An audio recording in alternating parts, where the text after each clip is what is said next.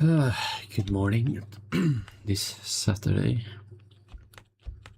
Let's see, I'm gonna listen to a podcast while I'm playing, so let's start that one up. And check the audio. Yeah, it's working. Overthrow, an ethereal, a rogue ethereal, something else has been made. You have befriended the Gwavesa, originally planning to kill them all, but after some internal conflict, deciding that winning them over would be good enough, and you have done so with the ample evidence you have of the Tau having killed Gwavesa, Kroot, and other Tau in their quest for unknown question mark? But you found out that there are internecine lines within the Tau themselves, which is why you now have an insurrection drone giving you access to all the information you could want on the Tau occupation. And Brother Solomon, after a crisis of faith, declared himself, after having to choose between consorting with Xenos or not, as one who consorts with Xenos, and he set off to negotiate with the Vespid and bring them over to your cause, not realizing, after he had already exited, that your entire plan is contingent on the Vespid being a part of this movement. His blood brother, the Kroot shaper Spartacus, explained to him about the Vespid, and he's now entered into their nest, making his way down a dark hexagonal hallway made of honeycomb and other strange products, entering into the hive of silent death, surrounded by dead grass and clearly irradiated, as the Kroot had warned him. You walk for some time. You're not entirely sure if the path is straight, is curving. It could be ramped slightly up or down. You don't know how deep this is, and different hexagonal doors are opening, clearly giving you different paths. You are not seeing any Vespid specifically as you make this walk. I can't say enough about your work. Truly amazing. I keep wanting to say hexagon, but there's so many different shapes in this one. It's so hard to make out, but it's a big empty space. You are looking up and seeing amongst these alcoves above, Vespid looking down unmasked, and a single Vespid flies down and lands in front of you in the darkness. There is almost an ultrasonic tone to the wings. You don't see them move. They're held up by kind of chitinous overall structural shapes with membranes in between. They seem to be perfectly still, but you can hear as the movement happens. They must be moving and blurring so fast that to human vision, they don't move at all. This being lands in front of you. They are bipedal. They're about human size with a chitinous exoskeleton that covers their whole body. It's covered in wicked barbs. They have two-pronged barbs as toes. Their hands are three-fingered, essentially, 2 fingers and a thumb, kind of built like lobster claws when you're looking at the general skin and tone. But yeah, vicious barbs throughout their whole structure. They are holding a weapon at the ready that you can see. It's clearly Tau technology with a large, sickly green glowing gem at the front. The only light in this space outside of your eye are coming from the gems in the guns of each of these beings. These, you had the insurrection drone. I don't know if you would have picked this up as it was flipping through. Can you roll me a history? 22. Wow. When you're trying to distract yourself from thinking, sometimes you just read any screen you can see. And as the insurrection drone was going through camp and things were being scrolled through as you're looking at plans, you noted that the Vespid carry neutron blasters. They fire radiation at lethal levels out of their guns, which is why this section is radiated. It would be dangerous for you to carry one of these guns for any specific length of time. Not that it would kill you the moment you picked it up, but it's just repeated exposure means this would be a couple of combats and then you'd be dead. But the Vespid anatomy allows them to continue comfortably and in this same way. The figure in front of you, unlike the ones far above, is wearing a helmet covering their full head. The Vespid have 6 eyes, 3 pairs that are stacked at the top of their head, along with they have antenna. These are inside the helm that extend out from just above their jaw. Okay, I'm gonna make some up and over gear for my guildmates. with a mandible like a barbed kind of claw protrusion that almost looks like the bottom of a Fu Manchu mustache coming out of the bottom of their chins. This head is fully encompassed in what is clearly Tau technology. It's got 6 eye lenses. It looks at you, and there is a grate over where the mouth would be. Above, you can see they've just got sharp needle teeth lining this interior mouth, but this one is fully covered with the grate in the front, and it says, "What do you desire?" I think normally Solomon would be more intimidated and kind of freaked out in a den, pitch black. He can see threatening alien creatures he's never seen before, but the weight of all this information and what's happened to him over the last little while, is sitting with him so heavily that I think he's got this kind of just, well, this is just another thing today. So he seems much more calm than he normally would. And he goes, I desire to treat with the Vespid. We have learned information that is challenging and potentially devastating to all species, including ourselves who reside on Fortis. We are the Vespid. Like the crystal, we will be unbroken or be two crystals. Sullivan. It's not a great Hello, John. But he parses that for a second. Having a good night in Florida. That your species is both great and capable. But we have learned that when trust is put into the hands of those who do not earn it, it can crack even the strongest foundation, crystal or otherwise. Independent minds are flawed. Yes. Very true. And I think he would just start kind of spelling out what they've learned from the get-go. He would explain that they came, we arrived on this planet not that long ago, emissaries of the Emperor of Terra. We spoke to Spartacus of the Crute. Yeah. Yes, Yeah. yes, I you know. hear Yeah. the buzzing of a bunch of ultrasonic wings as they all look at each other bothered above you. We spoke to many players of the Tau, the ethereal caste, to Pura Cassandra, to On-O Artemis. On-O Artemis, leader of us all, the Talva. And you hear buzzing and hissing and clicking up above as all the Vespid nod to each other very knowingly. Yes. To members of the Fire Caste. And as I'm sure you know, we participated in the hunt of the warg. Are you aware of that tradition? We know of the hunt. We did not know you. We did not know you were involved. Yes, this has only happened not even 24 hours ago. And on that hunt, and then he will display the data slate, we were betrayed by members of the Fire Caste who used their stealth suit technology, and as he's playing the video to ambush, attack us, and kill many members of the Guavesa, of the Tau, and of Crute. Vespid slings its gun on its side, just hanging on a bandolier across its chest. It steps forward to take the data slate, instinctively scrolling back and forth. This was a flawed ambush. They underestimated your strength. I appreciate that. This should have been positioned here. This stealth suit here. With Vespid support, you would have not survived. Yes, I imagine that's true. But nonetheless, an ambush it was. We believe, in my consultation with members of my party and other members of the Guavesa. Oh, yeah, that's a big number. that the Still Tau kind of young compared to some European countries, but it's getting there. You believe all Tau no longer work for the Talva. Sorry, let me rephrase. On-O Artemis, specifically. You believe On-O Artemis no longer serves the Talva.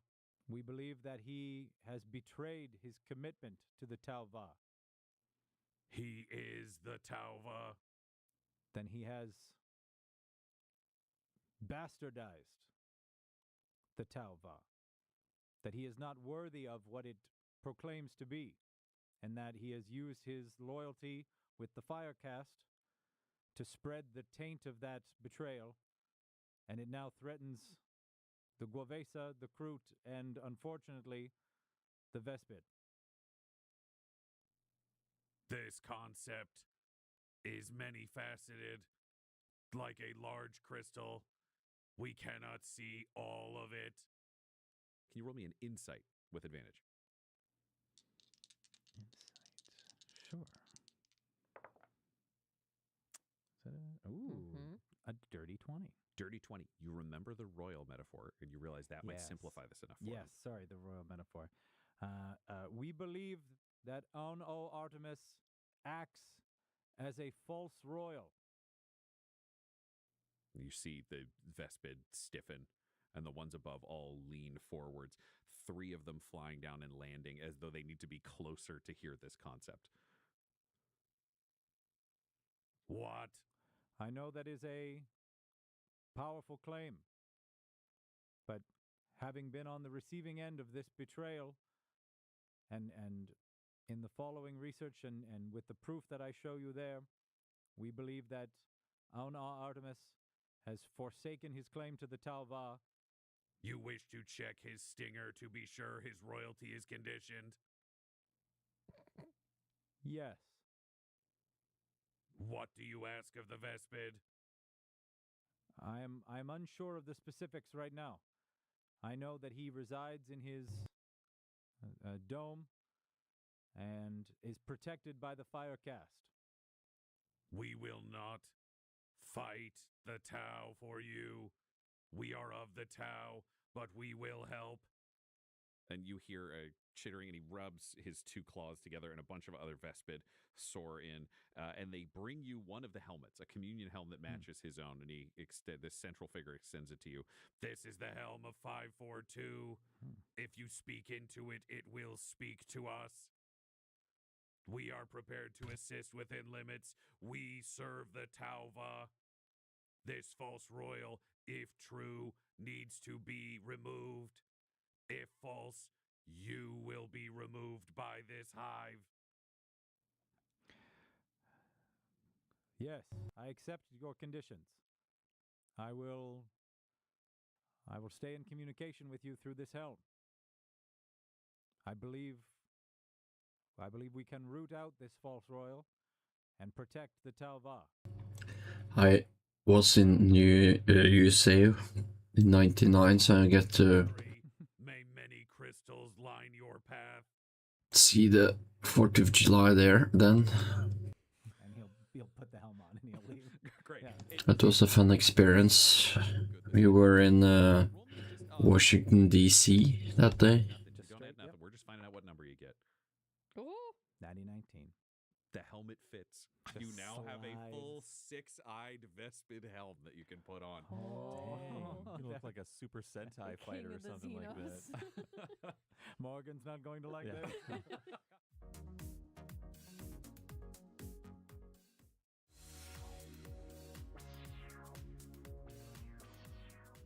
As you look through the eyes, you realize you can see in the infrared spectrum, you can see in your regular Ooh. spectrum, and a third spectrum that you can barely make out. You're not sure what, but you have that, and you also have the ability, you can tell if you hum, it will kick you into the communion helms of the other Vespids. So do a hum, and it'll carry over, and you'll be able to speak to them as you would normally. Hum again, and communication is over.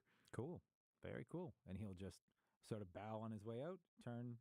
You've got a long walk down the hallways. Now, one of the things you're recognizing as you look at the walls is within the walls themselves and at the edges of doors and all of these shapes, there are crystals spread throughout this flex, larger pieces. Crystals are clearly a large currency for the Vespid and may have been the thing that drew the Tau's attention to them originally. You get outside the hive. You make your way to Spartacus. He has a barrel beside him with 2 other Kroot. He says, "You need to come here." Yes. And they pick up the barrel and they just dump water all over you. It's so cold. Sorry about that, but you have been irradiated. Your armor will protect some of you, but this will wash it off. He's shivering in this bug helmet. Thank you. Don't worry, I have furs for you. And they just stack furs around you. So you have a Vespid helm and then just like an insane fur coat look with gold armor underneath. Cool. And you make your way back to the Kroot Dome, where you find your companions inside, along with Excella Rhodes and the other Guavesa leaders. Outside, all the Oh yeah, we also went to New York that vacation. New York, Long Island, Washington D.C., and Florida. just like chatting in the sun. So he'll walk up and he'll be like in his mind going, I hope they That trip, I remember my father told me that trip was like $5,000, or that vacation. And you step into the dome and yeah. see the leaders are alive. Your companions are there. No one is dead. Axel Kane is sitting in the corner. He may as well have a dunce cap on. I'm not happy. They should have kept the deal. This isn't fair. Yeah, and so he'll walk back in. He'll just stride up to Can we you two. recognize He Solomon? walks in wearing a Vespid helm. So it's the full shape of these kind of almost triangular Vespid heads with the giant antenna sensors that extend up the whole way through. It's got 3 sets of eyes vertically and the mandible Fu Manchu with the grate at the mouth. He's also just in the biggest fur coat ever. You figure out it's him because Spartacus is next to him. Welcome back, Brother Sanctus. How did it go with the Vespids? I was gonna say, if anyone is consorted with Xenos, you've never seen anything more apparent. Yeah. Yep. What Yep. the throne did they do to you? It's been 15 years. Because no, I do consort with Xenos, and this is me now. My This is- teen yeah. boy. He's the white guy who leaves the Jamaican resort and Yeah, comes that's back right. with Yeah, with the cornrows. braids. Yeah. Yeah. And he'll just take the helmet off and reveal his face and his like slicked, wet, dripping hair, and go. The Vespid are ready when we are. Good. Excella Rhodes, if you wouldn't mind, bring our 3rd member up to speed on our plan. All right. And she brings your insurrection drone over to get a map of the city and show you where everything is. Again, the town center dome is in the very center of town. To the west of it is the Firecast Sky Dome, and then in the southeast are the landing pads. So here's the plan. We're going to keep things pretty basic. The Vespid are going to lock down the Tau landing zone. Just make sure no tanks are coming out. We just need a blockade. We don't need anybody to die. Just make sure nobody's moving around. Then we've got the town center. We're going to feint an assault on that with the Guavesa. Maybe with Kroot support, maybe not. That's not my department.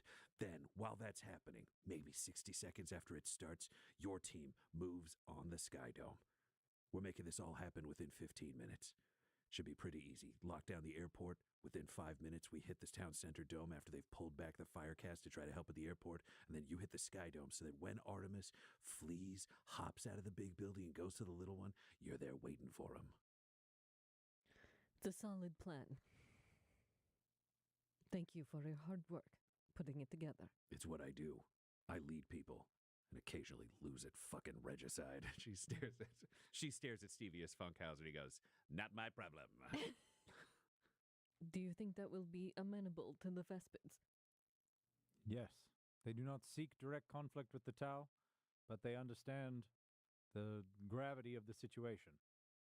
Although they specified that if the Aun-O Artemis is not in fact corrupt, that they will come for us. We must prepare for that eventuality if that is the case. Morgan's just like, okay. I will send the Kroot children and their minders into the woods, so they will be spared anything that goes wrong. And then, should the Vespid decide to come for the Kroot, they will see how incompatible we are. Yes, excellent. Do you want us with you at the Sky Dome, or at the town center, or split? Damien has a ruthless idea about this, and I think he won't communicate to Solomon, given that he's just come back in the latest Vespid fashion. I will use doublespeak to position to Morgan the idea, if the Kroot are seen attacking the main city hall where the On-O Artemis resides, and then the Vespids are seen occupying the landing zone area, perhaps the Firecast will make the first move to attack the Vespids, and that may cause the Vespids to fight back. Do you see what I'm saying? Where they realize that they know their contracts have been breached, and On-O Artemis being guilty of betrayal to these Xenos will think it's in his best interest to strike at them. It will cost Vespid lives. But who cares? It will cause more dissension in this OCTOWOW. It will illustrate Artemis's guilt. Solomon won't like it. Yeah, and Morgan is thinking about that because it is the more heavy-handed possibility. I was going to say, the crude shaper, though, is just looking at you, Solomon, That's while right. they're having this conversation Yeah. visibly off to the side. And so I guess, what are you saying publicly that everyone hears? Because that's Yeah. important as well. That is important. Yeah. Yeah. It would have to be enough to keep Solomon from making a choice, but innocuous enough to as not tip my hand, right? So I think it would be directed at Solomon and saying, Brother Sanctus, understand today has been especially challenging for you. But remember, however you feel you've changed today, you were selected for this mission as you were. No matter who tries to change you, even myself, there is something in you, the heart of you, that is already perfect. And that is why I ask you and not him. What would you have us do? And Morgan is going to look Damien in the eyes, but say, Brother Sanctus, it's your choice. Obviously it is. I asked him twice now. If the Vespid go to the tower landing zone, the Govesa stay to the town center, then it makes sense that the Kroot and us head to the Sky Dome.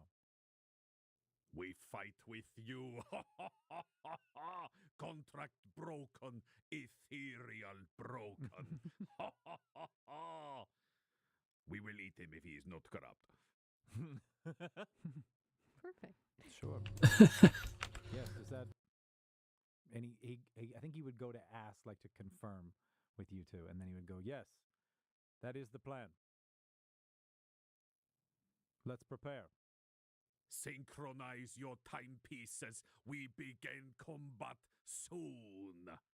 And everybody gets into a flurry of motion to get themselves into position for you to be able to trigger this. Solomon, you are given the button that you can press that'll send the timing out to everyone. The Vespid, you can catch up on this. Yeah. They like this plan a lot because it just involves them getting in the way. They don't have to fire on any Tau. They just prevent things from moving and draw attention, which they're very comfortable with. Is there anything you want to prepare before you go hide yourselves out near the Firecast Sky Dome? Yep. Morgan will try to do medical treatment on herself because as soon as all of this flurry of activity happens, I'll count this as a short rest. yeah, perfect. But I think it is just because as the flurry of activity happens and eyes aren't on her, I don't know if Damien or Solomon would catch it, but she totally has like fully rolled her ankle. She is in so much pain this whole time, and she just limps over to sit somewhere and try and patch herself up. Yeah. Well, So do I'm we going to wanna use my hit dice. Are you trying to hide that from us, or is it just Nope. regardless of whether we see it or not? Yep. Okay. It doesn't matter. So she's over at the bunks fixing herself up. Damien? I'm just trying to see if there's anything short rest related to me.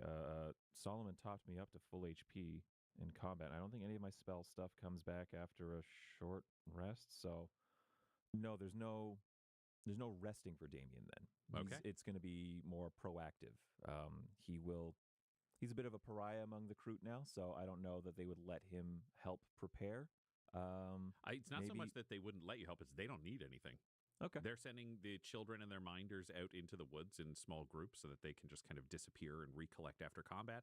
The rest of them are just checking their own gear, putting things together, refilling their bandoliers out of collected things. There are snacks available if people are looking for meat or crude ox milk or anything else. There's also water available. They've realized you humans seem to prefer that, so they started stocking it for you. Then I would probably check in with Solomon and Morgan. Great. Solomon, is there anything mechanically you want to do at this time? Nope. I recover a channel divinity on a short rest. I think he would just be doing the same kind of like battle prep that he would always do, making sure all his gear is stowed away properly, checking out this new helmet, talking with Spartacus. Yeah. I don't think he'd be doing anything else mechanical, but he would be keeping like an unusual distance from Morgan and Damien. Okay. Yeah. Stevius is in the middle of this, just going like, this is going to be a crazy day for old Stevius Funkhauser. And he walks over to you, Solomon, and he goes, you got any tips on how to survive? Because in that last tussle, you were the only one who didn't go down. Stevius, I would just say, stay in the back. Oakley dokily, you got it. And then he would just sort of look at him. Is that it? I'll cover you from the back. Good luck out there, bud. You too, Stevius. Nice hat. And he leaves. Thanks. That leaves the three of you. If there are any conversations you want to have before combat begins. Yeah, Damien would make his way over to Solomon. And it's almost, I think, a little bit of like reverse taming of the groks of like kind of coming into the space and then from a distance giving him a once over, like visually, like how is he responding to me being here right now? I don't think he's not going to be as like petulant. I think as Damien, no, right? certainly not. No one could. Yeah. So no one could hold that mantle. So as he's doing he's doing his little prep stuff, and I think he would catch you, and I think he would go, I know what you're doing, Damien. What do you want to talk about? I just came to make sure you're ready. I feel more ready than I have felt in a very long time. Well, good. And you remember the mission. You remember why we're here to begin with, yes? I feel I know why I'm here, Damien. I feel I found purpose. Do you know why you're here? Or do you just wait for new orders to come down? What are you running from?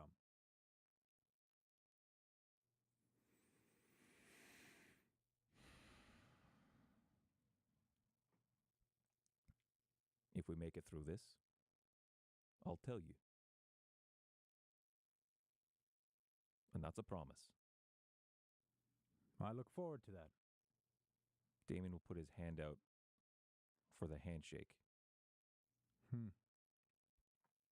And Solomon will put out the same kind of like crude handshake that he's been doing with Spartacus. And Damien's hand is open because that's the handshake that we did. Yeah. And then there'll be like I think he'll wait and he'll pause. And then he'll extend. And the hand opens. Yep. And Damien will take the hand, the shake. Yep. Predator as well. He'll go into the he'll do the second like step. the arm wrestling thing, and then fingers out for the Aquila, double-headed Aquila. And Solomon like waits and sees that you're doing it, and then he'll just put his hand back down. Okay. There'll be much for us to talk about after this then. I think so. As you were, champion. Then he'll nod. And Damien will leave to check on Morgan. Then Whistler will approach out of the darkness and nuzzle his head against your hand that you just used for the shake. Yes, good. Sit. Roll me an animal handling. 7. Whistler goes, oh, and then jumps up on you and tries to lick your face. No, sit. And he pushes his butt down. Yeah, and then he sits. Sit. Then he stays. Yeah.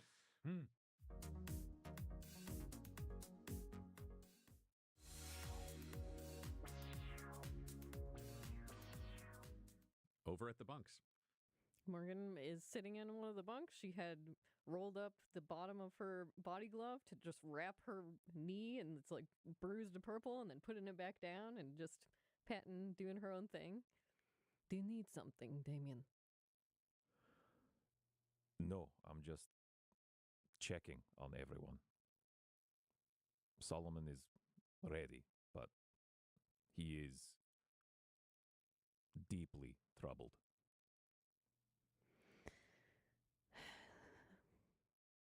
I didn't anticipate him to be so shaken by this. You, she looks up at you. That reaction was rather anticipated. We will get Solomon back. She's looking down at her boots. Can one be brought back in the Emperor's light? I overheard the both of you talking about forgiveness. I know how you were raised. That's not in the Emperor's book. But in my life, in the ways that the Emperor has touched me personally,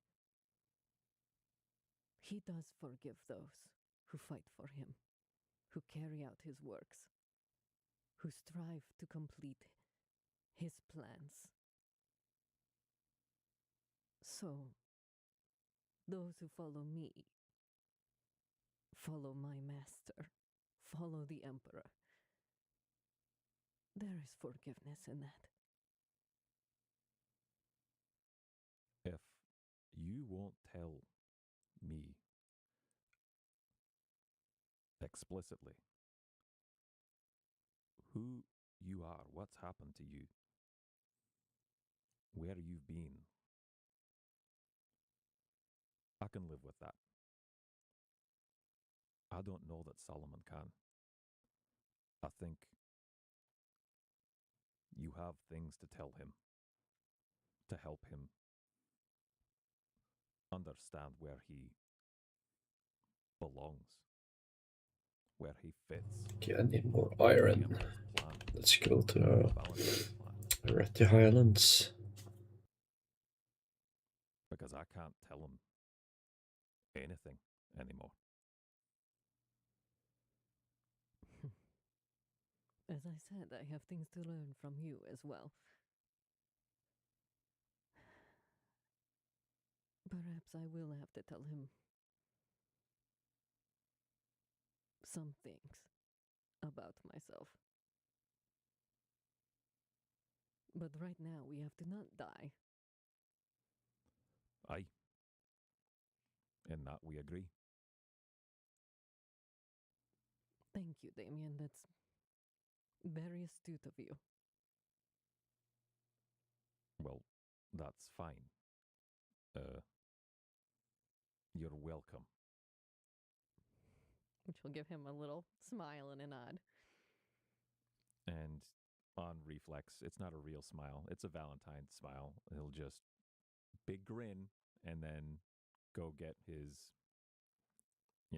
sickle and light crossbow and everything else ready to go. Yeah, and even seeing him do that makes her feel buoyed. And Morgan's just sort of wiping her eyes a little bit because thinking about forgiveness and faith and those sorts of things, that's the stuff that tears at her heart for sure.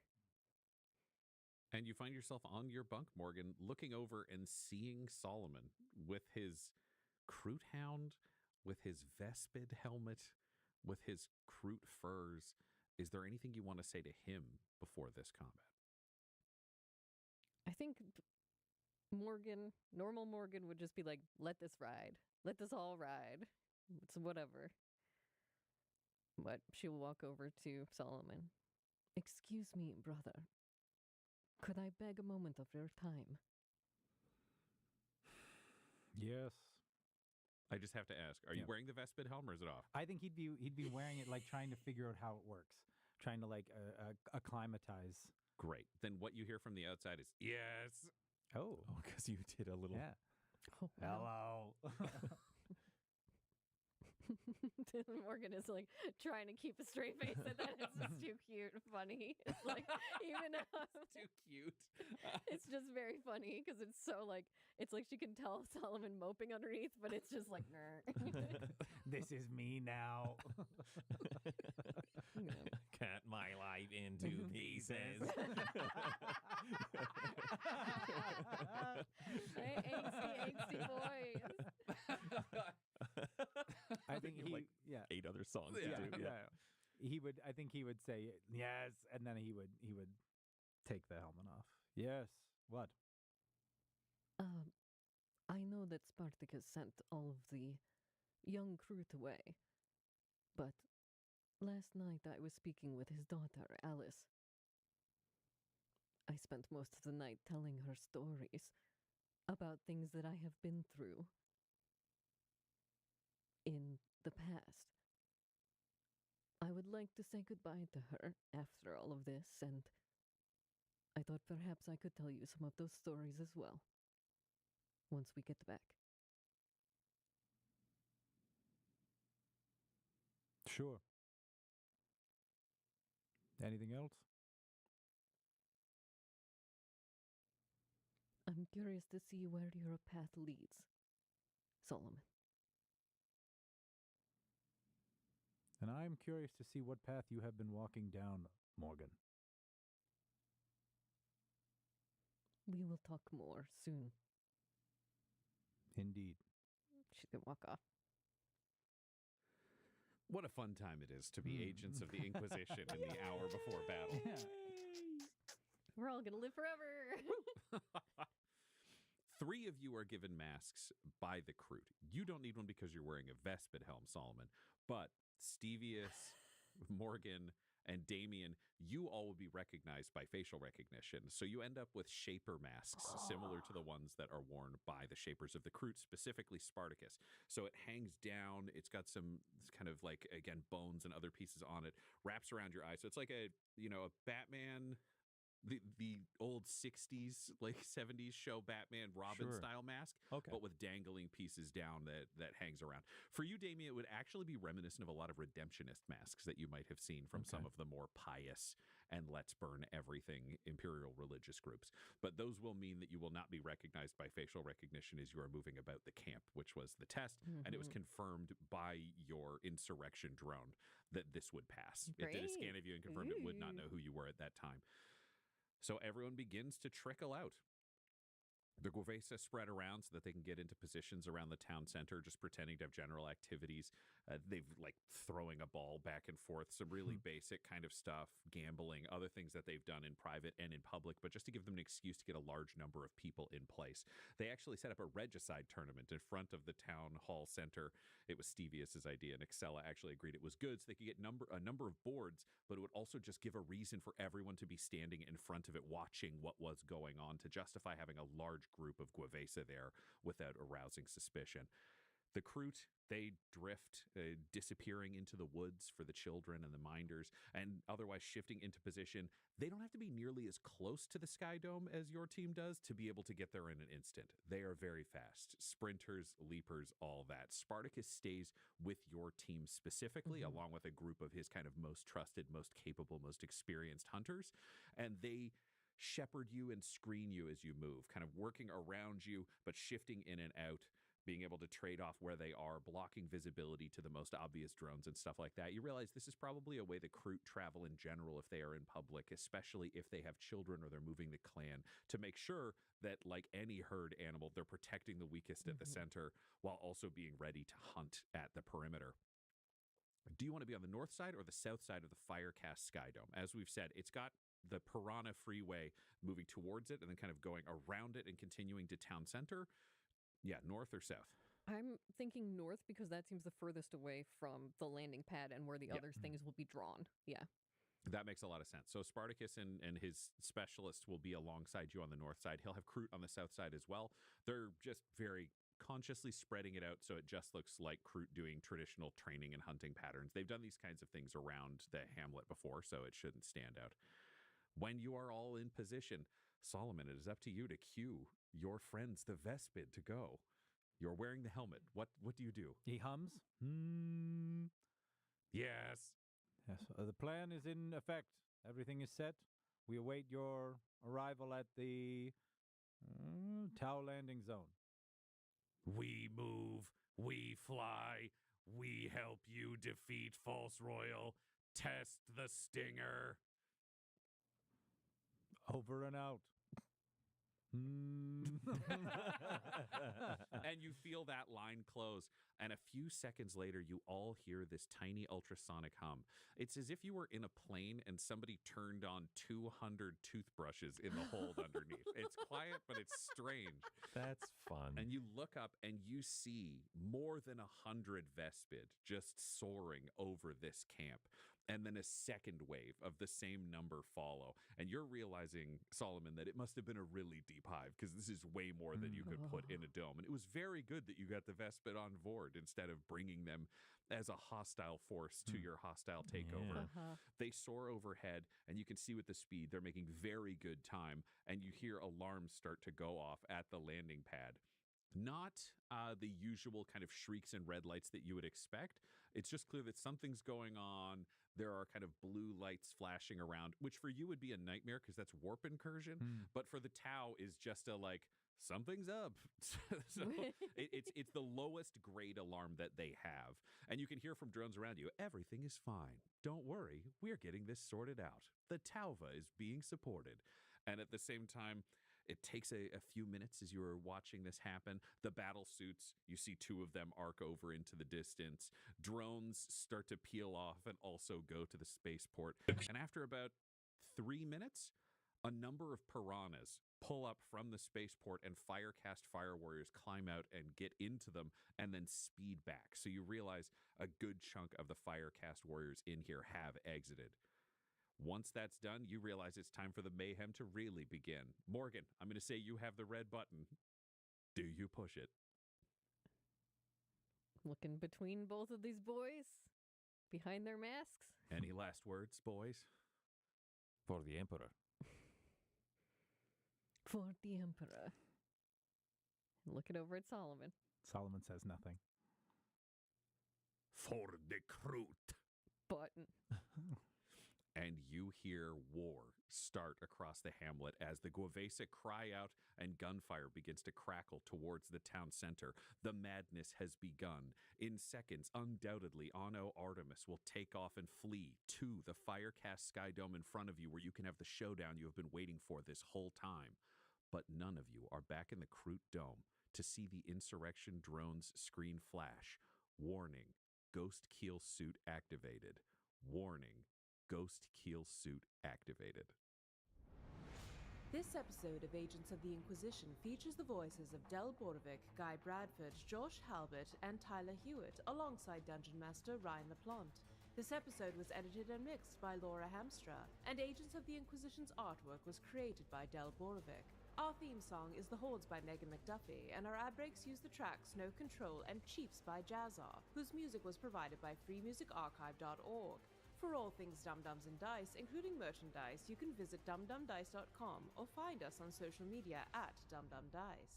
If you want to support the show or get an ad-free version, go to dumdumdice.com/join. That's dumdumdice.com/join. Again, that's dumdumdice.com/join. Though the team is working under special condition, this podcast isn't. So tell your friends about Agents of the Inquisition and join us next episode. Robute Gilliman himself commands it.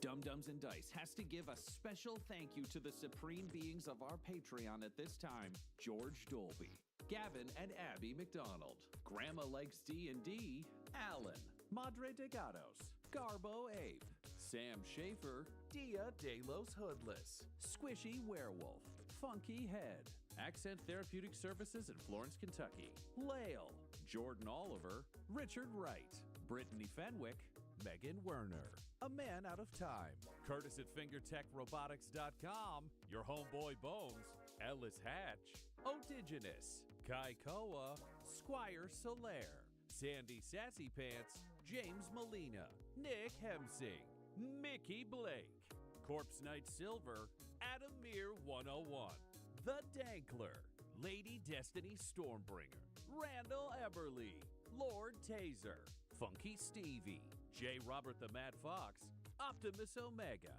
The Workaholic Mr. V, LMX, Emilio and Minions, Flea Unit, Biggs, Magical, King Kato, Lurking Sam, Lost, Tay the Dirt Sailor, Oliver D&D Clothsoft, Zara Cypher, and Jill and Noel LaPlante. If you want your name to be added to this list, you can join our Patreon too at patreon.com/dumdumdice. Thanks to them, and a little bit of thanks to you.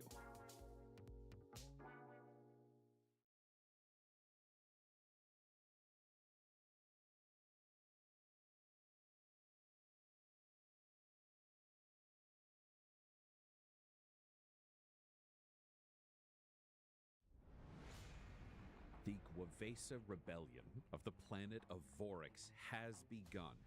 You have put every ally you have made into play as a party. The Vespid, won over by Brother Solomon, are currently blockading the Tau spaceport, ensuring that no tanks get involved in this conflict, and that a large number of Firecast warriors have already been pulled away from the Firecast Skydome that you yourselves are assaulting. You also, the original plan was assassination, but then it was switched to diplomacy, won over the other Gwavesa gangs, and they are currently laying siege to the town center in the central dome that houses Auno Artemis in the midst of this hamlet of Fontis. You can hear that fighting from this far away, from a fake regicide tournament to what you hope is a massacre, but you do not know. And you have teamed up with the clan of Kroot that is on this world that have blooded themselves with theoretically all of you, but after learning of your duplicitous nature, pretty much just Solomon. They are joining you in your assault on this sky dome. The triggers have been set. It is time for you to charge. You hit the button, Morgan. The assault is underway. It's time to just sprint. Can you all roll me in athletics as the drones on the exterior of this building wake up? Here you go. 17 for Morgan. Oh, Damon's a little sleepy. 8. 13 for Solomon. Okay. So there are 4 drones. 2 of them will not react in time to be able to shoot at your party. 2 of them do react in time not to shoot at Morgan. She's too fast. And not to shoot at Spartacus. He's too fast. Go, Spartacus. But the other 2 boys. Okay, so 1 shot from this drone gun. I'm going to be bouncing back and forth between stat blocks. I guarantee you that. Mm-hmm. We got a lot of people in this combat. 1 fires at Solomon. That is a nat 20. And the other will fire at Damien. Ooh. That is a 9. So missing Damien, but hitting Solomon. The Emperor protects. What can I say? You gotta believe. Forsaken. You gotta believe. The Emperor protects his faithful. Under comp feed, just to Solomon. Come on. You take 6 damage, Solomon. Oh, for God's as sakes. you are winged by pulse carbine fire. I'll as I run, I'll use the last of my lay on hands healing, and I'll just take 2. Fabulous. You make it through the drone fire. You are in the door before it can even start to close. The Kroot are going to roll for 2 more Kroot. Nope, they're behind you. So, Morgan, you are not the tip of the spear. You've got your main man, Spartacus, as tip of the spear, but you are right in behind him. Inside this doorway, you find yourself looking at a team of 6 fire warriors. You are the first ones to make it in. I'm going to argue that this is a surprise round. They do not know what is going on. Okay. Spartacus is going to attack first. My God, does he ever know how to fight? Spartacus. Gets 2 attacks. 1 will hit, the other will miss. It does. Ooh, you guys are lucky that you befriended the Kroot, because they would have really fucked your shit up. Yeah, we could tell.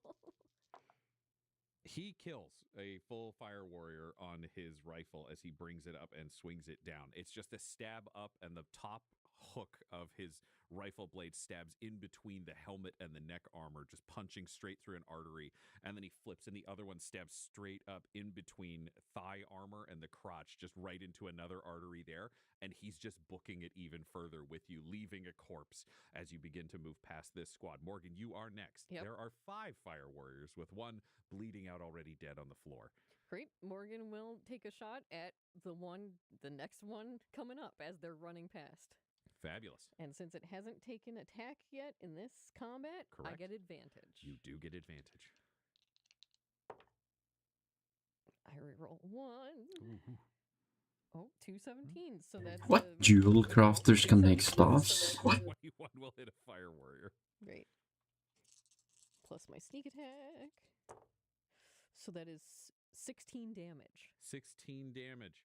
Your last round burns a hole through the central eye lens of the helmet, frying the head within, and another fire warrior falls dead. Yep, and she is following in Spartacus's wake, running, and then will use my cunning action to hide because I can hide behind a creature my size or larger. Fantastic. Roll me a stealth. 15. 15. Okay. That will be the DC to spot you behind Spartacus. You have dashed through this anteroom. You're making your way towards the sand-lined arena. Can you roll me a perception? Yep. Not great. 7. 7. There's a lot of combat going on around you. You're hearing gunfire everywhere. You're not Focused sure on what the that. state of things are. It was a question of could you hear something in the distance? No, and you then no. There are alarms going off. There are a lot of things happening. Up next. What was your athletics roll? Do you remember? 13. 8. Solomon, you burst into this space next. We'll use this as your initiative for this portion. Beautiful. How close are the fire warriors together?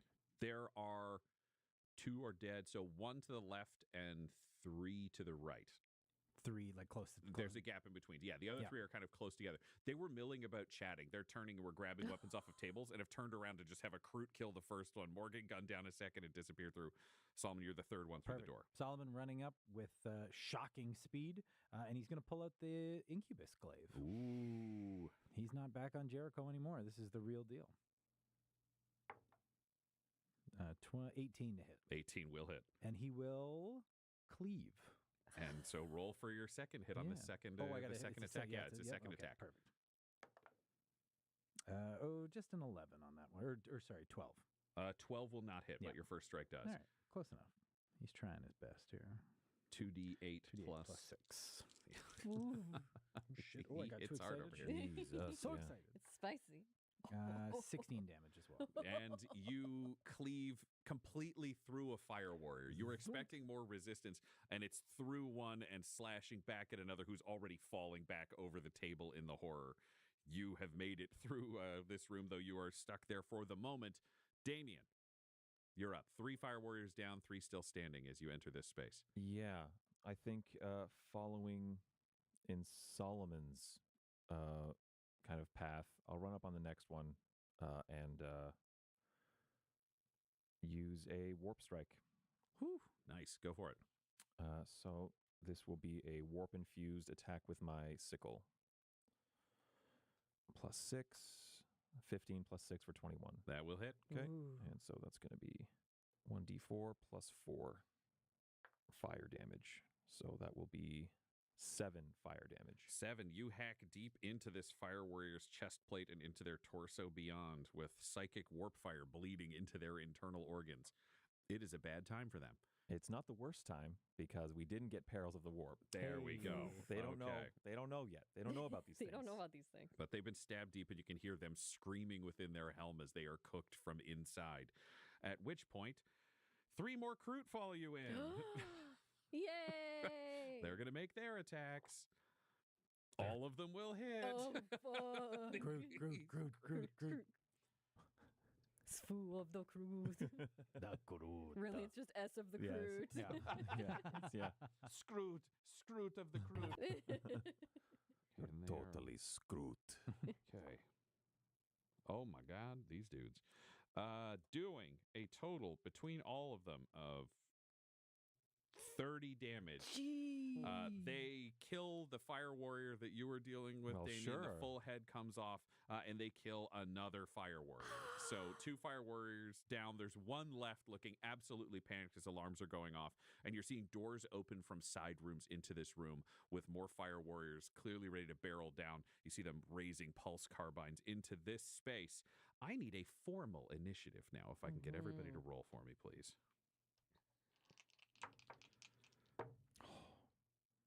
9 for Damien. Okay. 21 for Morgan. Very nice. 14 for Solomon. 14 for Solomon. Okay. Oh, yeah, I forgot. There's one person in this party that I missed. Staying in the back. Stevius misses with his gun. However, and Whistler's falling, but he didn't actually get a bite in there. Okay. Stevius's stats, though. Okay, he's there. Definitely did stay in the back. That's true. Stevius did what he was told. He did what he was told. Whistler, it's coming in the very back. Yep, this all mathematically adds out as they scored the worst. Solomon, I think you have the ability to trade initiatives with someone if you want to. Am I correct? If they are willing. If they are willing. So Yeah. right now, Morgan is at 21, Solomon is at 14, Damien is at 9. Solomon's always keen to go. What was yours? roll? 14. I'll swap with you then. Yeah. Yep. Okay, Solomon first. Morgan is hiding behind Spartacus. Okay, Spartacus is moving forwards. He will trade out his attack because he doesn't have an enemy in sight currently, and he will actually bring you with him if you're permitting that, Morgan. Perfect. We're running together He'll then. roll in athletics, which is a nat 1. Yeah, that's just the way that plays out. So, Morgan, he's trying to pick you up and hurry forwards, and that's when there is just a gout of a flamer spraying down this hallway towards the two of you. And he has to... Okay, he is hit, and he will suffer... He suffers 6 damage to Spartacus from the flames. He will drop you and be forced to fall back. Falling back to his crute. You are left there. Solomon, you are next. There is one fire warrior left. You are seeing fire come down the hallway ahead of you. Spartacus is singed. Luckily, he managed to shield Morgan. Yeah. Stevius, finish the job back here. Pointing to that last fire warrior, and he'll just run up to whatever's flaming all over the place. And Stevius looks at the other 3 crute around him and goes, "Get him, boys." Oh, that's right. There's Crute. Yeah. Yeah. It's all right. He's staying back. You Yep. told him to. Yep. It works. So good. You are dashing forwards. Okay, so this hallway is about 30 feet long, is what it's 60 feet long. So you've got the ability to get 30 feet, which will take you to where Morgan is. What do you want to do after you make your 30 feet? Can I see what's shooting the flames? It was a flamethrower that was coming through. Roll me a perception. Let's see what you can spot. Just 12. Okay, yeah. What you are seeing is you're not sure there's movement back there. I would say you get a vision of one fire warrior in the distance on the sand, just dashing across where you can see. They are in their regular armor, but they seem to have some kind of jetpack strapped to their back. And I can't get any closer to that. And, oh, you know what I do have? I have 2 photon grenades. That is true. What a fun time to remember to have. Oh my god.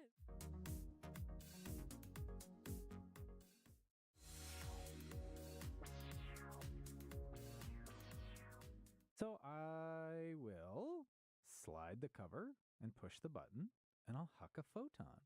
Fantastic. Let's see what Roll that looks me like. an athletics. I think these are pretty broad weapons, so I don't think it's an attack. You're not looking to like tag something with it. Sure. Just down the hall she goes. Dirty 20. Dirty 20. You huck it out into the arena. It will go off.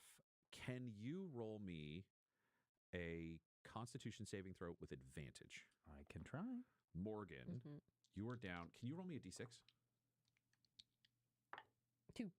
Okay, I'm going to say you weren't looking towards there. It was like 1 to 3, you were looking towards Solomon. 4 to 6, you were looking at where the flamethrower was coming from, and then it would be an issue for you. It's not. Okay. But Solomon, because you throw the grenade and are looking where it lands when it goes off, you don't know what these grenades do. It's a flashbang. You have advantage because you are much further back from it than anybody else. Would my different-eyed Vespid helmet do anything to screen any of that out? You've got advantage, right? Yep. It becomes double advantage. I'm going to say that you can just screen it at them. Double advantage means you will not be affected Love by this. that. The That's audio good. quality would have been too far away because you had an 18. You fucking hucked it out Yeah. there. But it was going off. So let me just roll for these poor bastards in the arena. And by poor bastards, I mean they're doing fine. Okay. Okay, that's really interesting. 2 of the 3 individuals in the arena currently pass. One of them gets a nat 1. Ooh.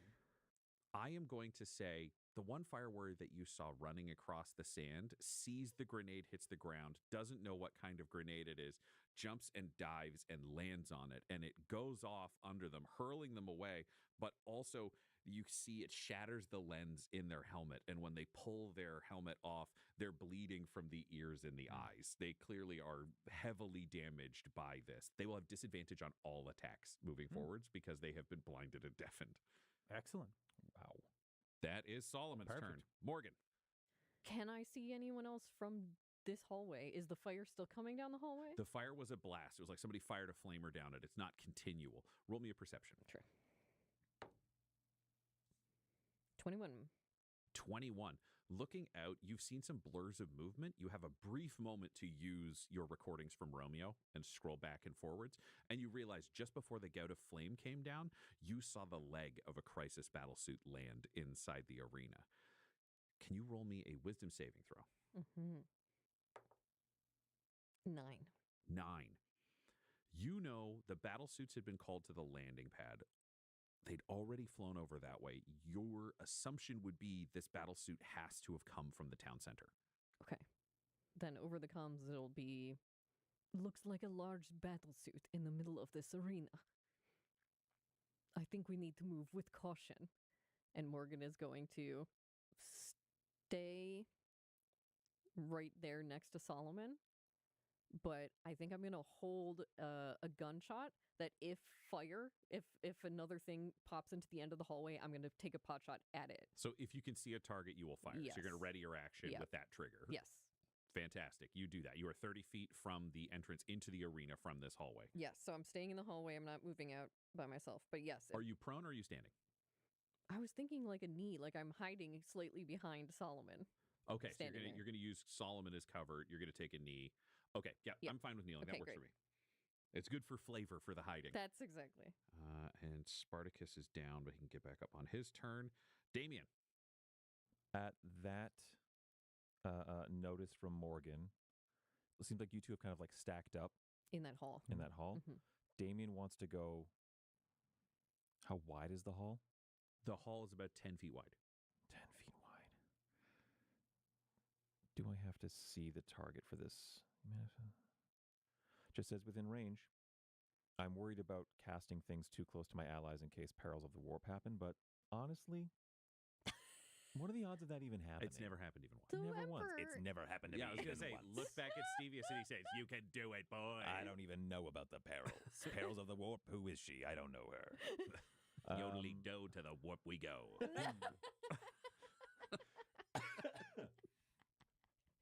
Seeing that Morgan has like sighted down the hallway and is ready for something to come out of there, Damien will try to take cover as best he can on the other side of the hall, but equidistant from this doorway as his companions. So just across the hall from Solomon and Morgan, and 30 feet down the hall, he's going to cast Thin the Veil, this cantrip that we've used before, normally for booming voice, most recently for the tremors.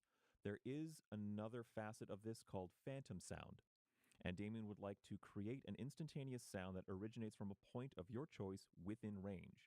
It gives examples such as rumble of thunder, the cry of a raven, or ominous whispers. Damien would like to generate the sound of frantic footfalls, the sound of someone just running down that hall, and he wants it to originate about 29 feet from where we are. Okay, so Down that you're in hall. line with your friends and you're setting it up. The 29 feet is frantically running out into the arena, correct? Yeah, Great. The sound of us running, the sound of Three people insurrectionist booking it. footprints. Yeah, that makes a lot of sense footsteps, to me. excuse me. Okay. Cool. That just happens. There's no save here or anything like that. It's just whatever someone within earshot would do with that information. I'll sound leave is that to made. you. Perils, it's a 10. It's a 10. Okay, that sound echoes forth. Okay, Stevius and the Crute. Sounds like a great band name, I just want to say. Stevius and the Crute. Okay, the Crute. One of them hits, and Stevius. So one of the Crute hits, and they will kill a fire warrior. The final fire warrior is down. The other ones are coming in, and Stevius goes, "Don't worry, boys, I got him." And he fires off his pulse carbine and accidentally hits one of the Crute. Oh, Steve. My bad. I'm going to stay closer to the back. Don't worry about it. The recruiter just like, just getting hisses and bird sounds. As they launch themselves laterally, you see, looking back into the room, you see two of them leap left and the other one leap right, and you're just hearing war cries out of them as they hurl their way forwards. Then I've got some other people who are joining the fray. The fucking worst scores I've ever seen. Of course, the blinded guy rolls the worst of the whole battle. Perfect. Just absolutely awful stats. Okay. And we go from the bottom of the list. Whistler is just going to dash forwards to end up beside you, Solomon, because he's not really sure what he's supposed to be doing. The Fire Warrior in the field, you're going to hear some energy pulse fire into the distance. He would be carrying a pulse carbine. It will be one hit on a Kroot in the distance. Negligible damage, but he's just firing suppression fire over that side. And the suit. They're going to focus fire on the other end. You hear the footsteps were a very good ploy, but from the other side of the arena, though you can't see it, you hear Kroot war cries. As Kroot are clearly launching themselves out from the south into this arena. And you hear missiles fired in return. Just the hiss of them coming out of a launcher, and then explosions as they land and cries of pain out in the arena. Oh, fuck. Ruh-roh.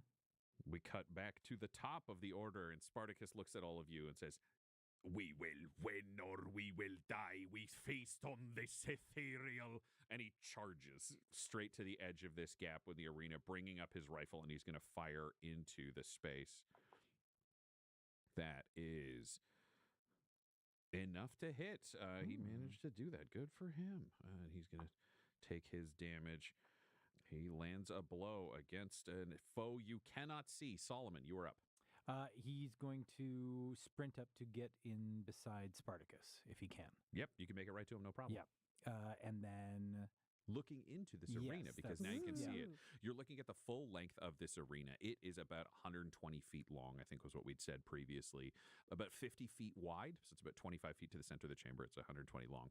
You are in the center. There's sure is a lot of iron here. Foot mark, it's 60 feet to either end from where you are. To your left, you are seeing a crisis suit. This is one of the ones that you'd seen from overhead, only this one has more red chevroning to it on top of the white. It's clearly here for emergency purposes. And you are seeing two fire warriors, one that you'd seen that was blinded. It's about 20 feet from you, from where your position is, blinded, deafened, holding its pulse carbine, not really sure where to shoot. There's another fire warrior on the opposite side, just firing down the tunnel, just suppression. It's about 10 feet out from the tunnel, so it's about 40 feet from here. And then to your left, you are seeing the battle suit. It is in the center of the arena, so it's like 25-ish feet out from the wall, and it's about 30 feet from where you stand currently. Its attention is on the far side, where you can see some dead Kroot having been blown apart by missiles. Interesting. And I've already used all my movement? You used 30 feet of movement to get there, yes. Yes, okay. How hurt was Spartacus? Spartacus was mildly hurt. He's very hardy, and it was a pretty superficial blow. It's one of those things where he's got, burnt skin over one shoulder. It does not seem to be hampering his movement at all. Okay. I'm not good with I don't have much for ranged right now. I've got that last photon grenade. Why don't I just chuck that photon grenade at the crisis suit? Is the photon grenade, it's just like a sonic... It's a flashbang. It's a flashbang. Okay, so it's not going to, damage anybody. Nope. It could mess with its, sensors? Theoretically, yes. Yeah. You're not sure what the capabilities are, but considering from your experience with TOW technology that people inside things are just trusting video cameras, you never know what you can do to it. We're going to try. See what happens. I can see it from here. It's a natural one. You lob this photon grenade towards the crisis suit, and it spins and bats one arm, and it just tags the photon grenade out of the air and down the far side hallway, where you hear the Kroot on that end trill before it, bang, goes off down the hallway amidst your Kroot reinforcements from the south. Son of a bitch. Well, that's my turn. If you were wondering if I had anything else up my sleeve. Let me just take photon grenade off my sheet. Goodbye, sweet You photon used grenade. Okay, the crisis suit is going to turn. Shit. and raise. So it has a burst cannon for its left arm. It has flamer for its right arm, and it has missile pods over its shoulders. It is going to turn and fire its burst cannon towards this doorway because it's got you and Spartacus clearly framed. I need to roll. I'm going to roll for the 3 shots. On a 1 to 3, they will hit Spartacus. On a 4 to 6, it will hit you, Solomon. 1 shot will go at you, Solomon. 2 will go at Spartacus. Okay, for the shot at Solomon, that is a 8. That's an 8. It's not going to hit at all. Nice. The 2 shots on Spartacus, 1 will clearly miss, but the other... How is the greatest boy of mine doing? The other will hit, and it will do another 5 damage. He's getting off very lightly in the way these damages are going, but that is very nice for him because we like Spartacus. So he is still not even bloodied. Spartacus is just getting tagged in combat and going, oh, ho, ho, ho, ho, ho. That is all you have with your machine.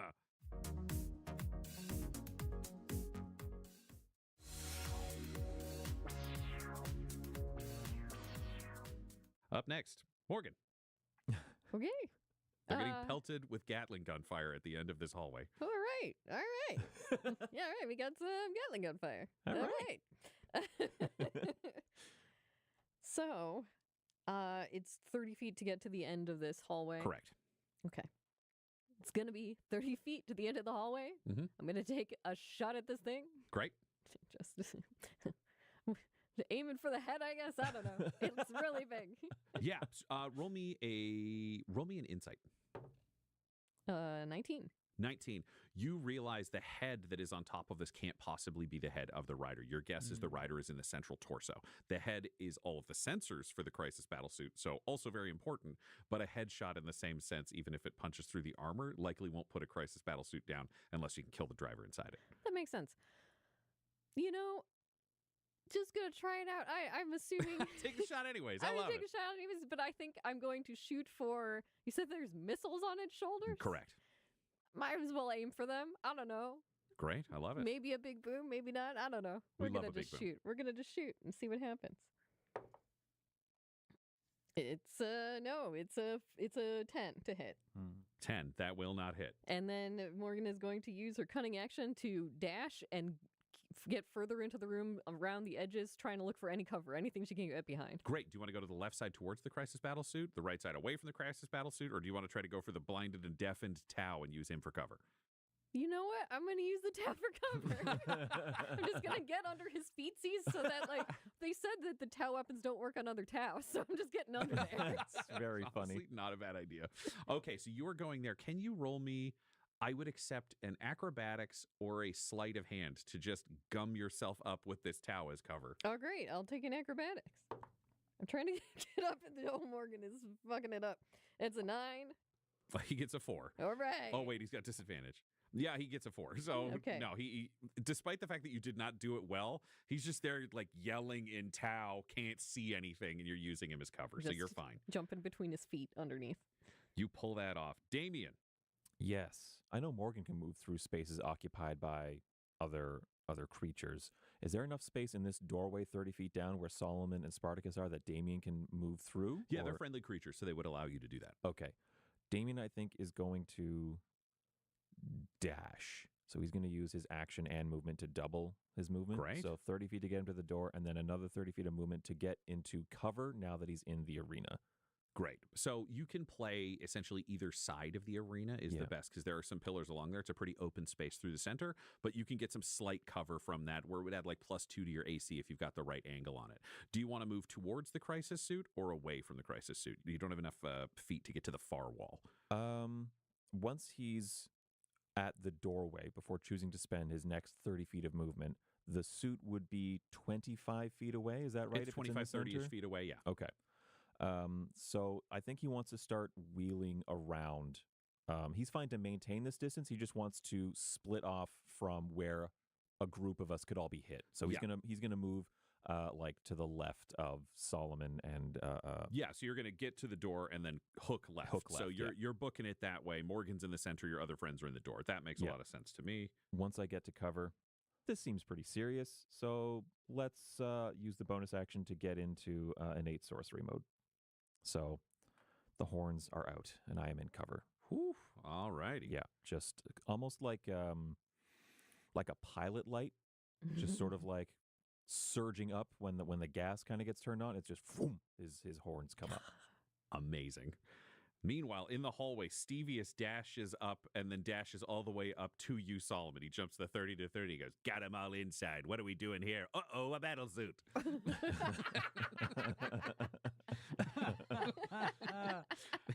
He has no room to attack. He expended all his energy running here to find out what was happening. Yep. Whistler is going to be following. He has just enough speed from where he was. He dashes forwards, dashes past you, dashes towards Morgan, and tackles this Tau, diving for its face. Let's see what he can do. He's got advantage because it sure is blind. And that will be just enough to hit a tackle Tau. Oh, fuck yeah. Tackle Tau. Tackle Tau. And he will do... Tackle and grapple. He will do 6 damage to the Tau as he latches onto it, trying to pull it down. Fuck yeah. Go, buddy. He's the perfect boy. The other fire warrior on the far side, because your grenade has bought him some time, will turn back around and he will fire at you, Damien. He's firing the carbine. You get +2 to your AC, which is a base 17, which pushes it to 19? Correct. All right, let's see what happens with his 3 shots. That is 1 that might. 2 will definitely miss. That's good. The third is a 17. It will not make it past your arc. So you just have for cover. As you are running into cover, pulse carbine fire, just energy bolts chase you along the wall, but you manage to dive out of the way before the fire can get to you. At which point, the Kroot are fighting everyone outside, which is why no one new is arriving. We circle back to the top, which is Spartacus, who yells, I will get a kill worthy of the Kroot. And he's charging the Crisis battlesuit in the center of this battlefield. He is going to take his shot. Why do I do this to myself? He has 2 attacks that he will cast. Or 2 attacks that he will make. Okay, one of them will miss, but one of them is a nat 20. Yeah, so he Spartacus. is dashing in. He attacks one leg just at the knee joint, stabbing into it, then flips around, double hands it over his head when he realizes that isn't doing it, and just carves into the neck at the head of this Crisis battlesuit. He will be doing 6d8 damage. So let's see what's coming out of this dear boy. I'm glad we're friends. You want some Yeah, you want D8s, more? or- I've got 3, so I'll just roll them twice. 17. Ooh, spicy. Oh, that is spicy. 17. Oh, spicy. Oh, shit. 17, 23, 27, 35, Holy fuck. plus 2 will be 37 damage as this Crisis battlesuit starts sparking. Its head is tilting. It is...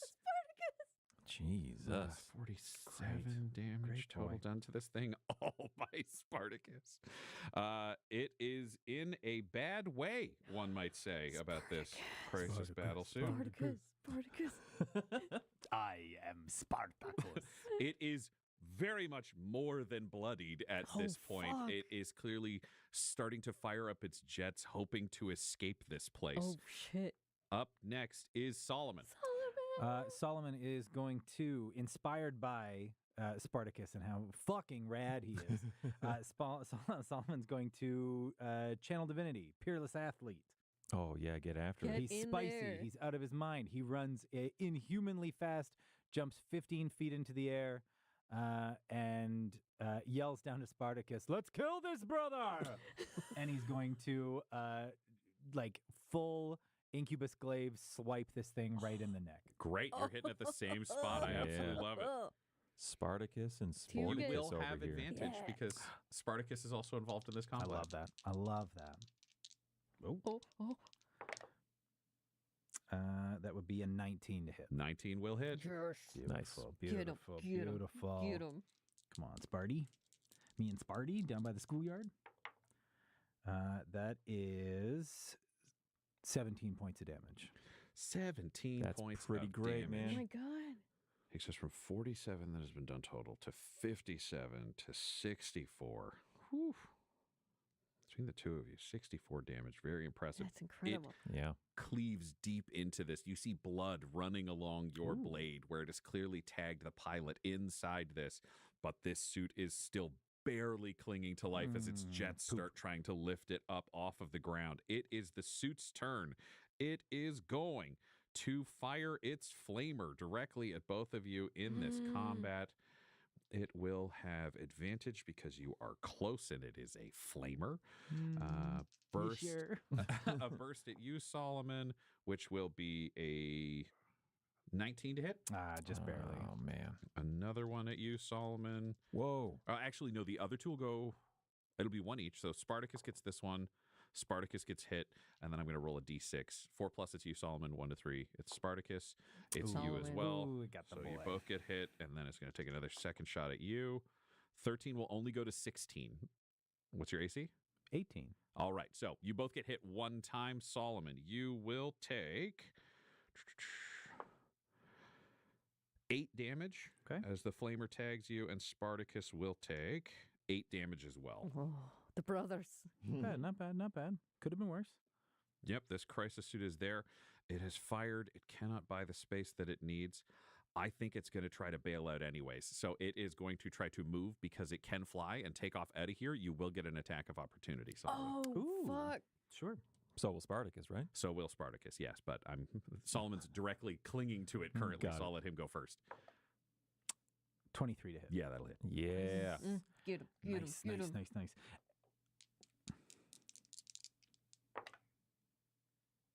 11 plus 6. Another 17. Another Oh. 17 damage. I mean, now we Huge. got to know what Spartacus does. It's just Huge.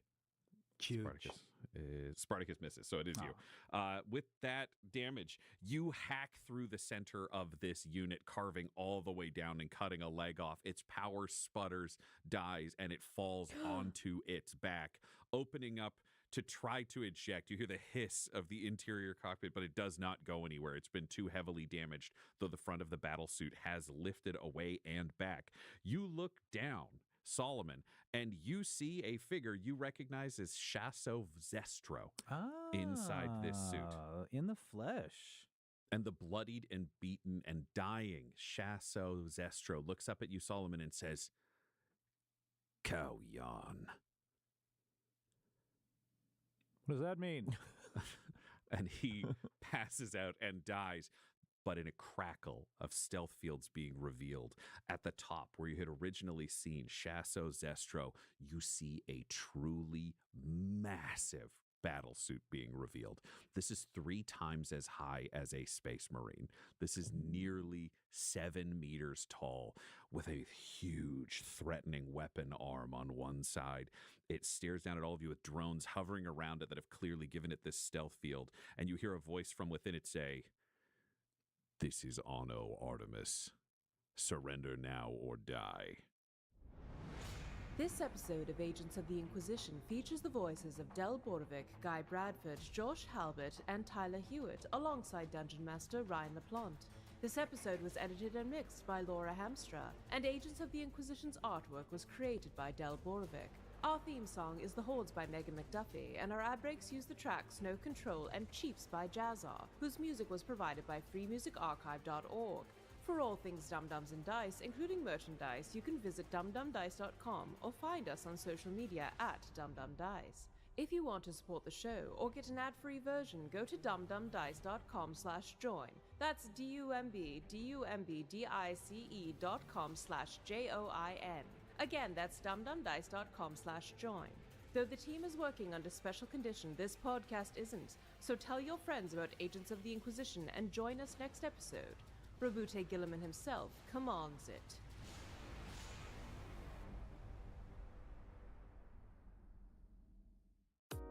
Dum-Dums and Dice has to give a special thank you to the supreme beings of our Patreon at this time: George Dolby, Gavin and Abby McDonald, Grandma Likes D&D, Alan, Madre de Gatos, Garbo Ape, Sam Schaefer, Dia de los Hoodless, Squishy Werewolf, Funky Head, Accent Therapeutic Services in Florence, Kentucky, Lale, Jordan Oliver, Richard Wright, Brittany Fenwick, Megan Werner, A Man Out of Time, Curtis at FingerTechRobotics.com, Your Homeboy Bones, Ellis Hatch, Odigenous, Kai Koa, Squire Solaire, Sandy Sassy Pants, James Molina, Nick Hemsing, Mickey Blake, Corpse Knight Silver, Adamir 101, The Dankler, Lady Destiny Stormbringer, Randall Eberly, Lord Taser, Funky Stevie, J. Robert the Mad Fox, Optimus Omega, The Workaholic Mr. V, LMX, Emilio and Minions, Flea Unit, Binks, Magical, King Kato, Lurking Sam, Lost, Tay the Dirt Sailor, Oliver D&D Clothsoft, Zara Cypher, and Jill and Noel LaPlante. If you want your name to be added to this list, you can join our Patreon too at patreon.com/dumdumdice. Thanks to them, and a little bit of thanks to you.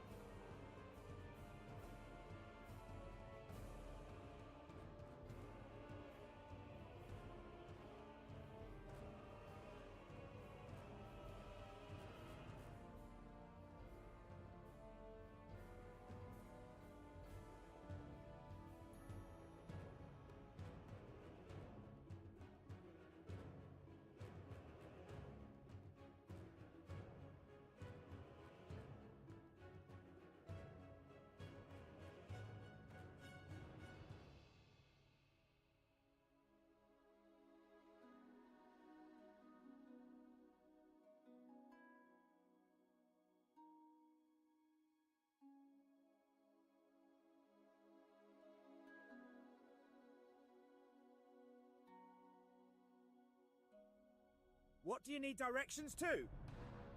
Which profession trainer would you be looking for? Do we have mining trainers here? Where do you think ye are? Why, you'll find one of the best miners in all Dunmoreau at the Deep Mountain Mining Guild on the northern side of the Great Forge. There, Gia from Boldito will show ye the true art of mining.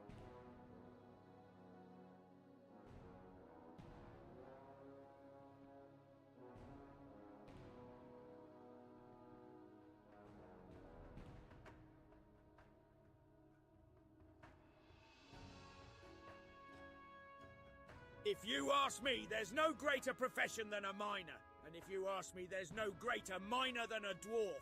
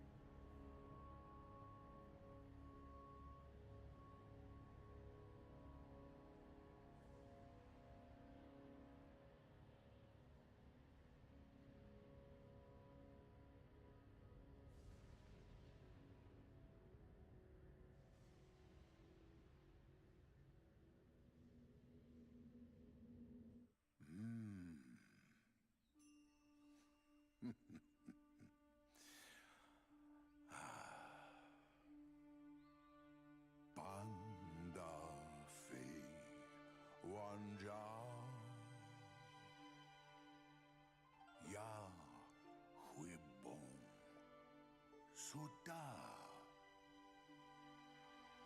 Shingbea Song Hu Wan Shang Fui Liu Long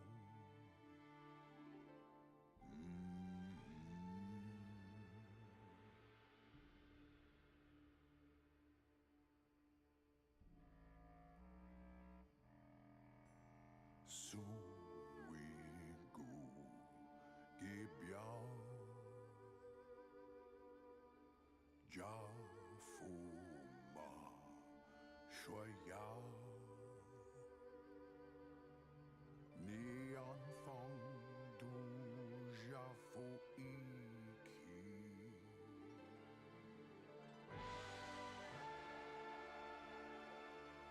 Wan Jia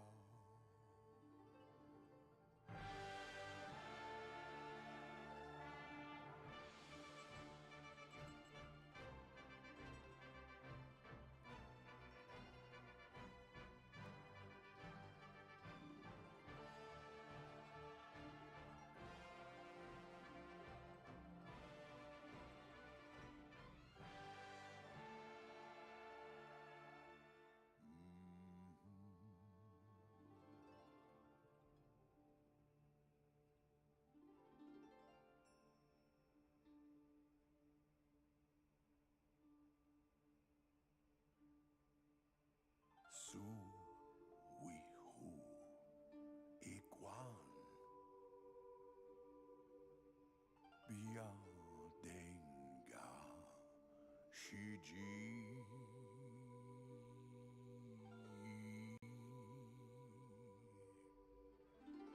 Liu Long Go Gi Shumeni Sha Ni Xia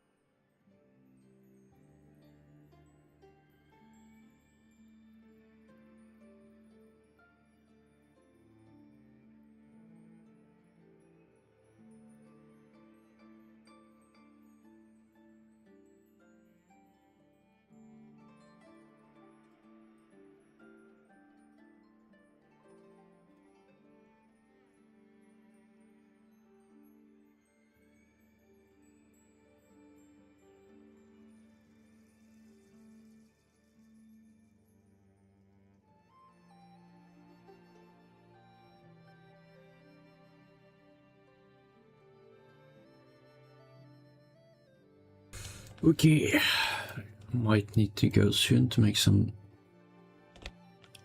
breakfast.